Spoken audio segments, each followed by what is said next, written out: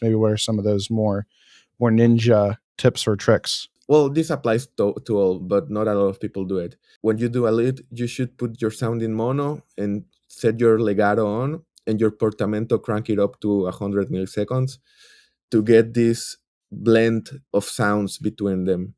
Also, when you are making this, if you want one note to blend to the other note, overlap it in your MIDI section. This will trigger the legato, right? So it will make Gets a little glide effect. Yeah, it will make this glide effect. I like it a lot. Yeah, that's cool.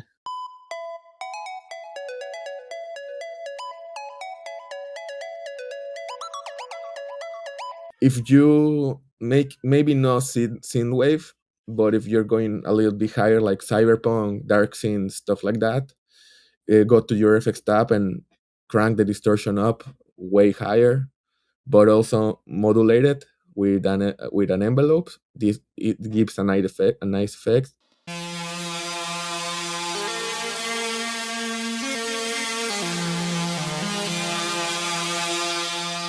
And recently, I don't know, there's like this song going around in TikTok and Instagram by Tory Lanez. It's called "Hurt Me," and they use an effect that it was hard for me to make, but once I got it, I think it's a great tip.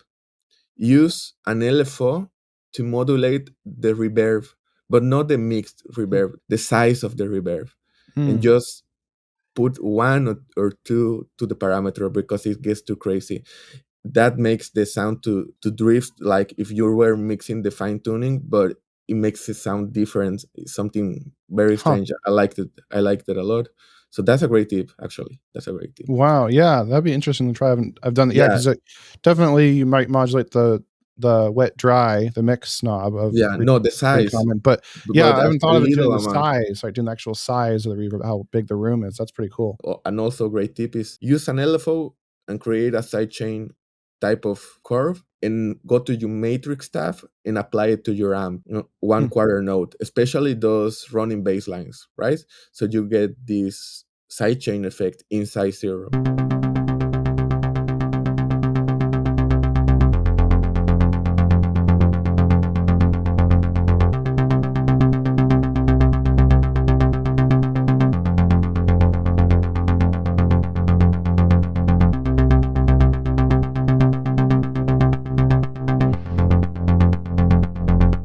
Be sure to download my free Synthwave sample pack in the description. Not only does this contain over 100 80s drum and effects samples,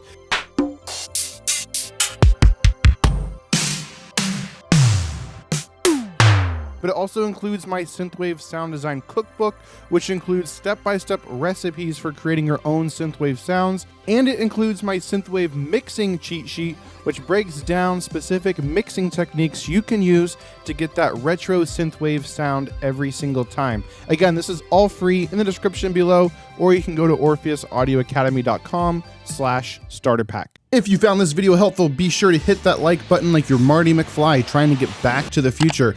And if you want more help creating Synthwave music, be sure to click the video playing on the screen right now, as that is my full in-depth tutorial on creating a Synthwave song from start to finish. With that, have an awesome day and keep creating.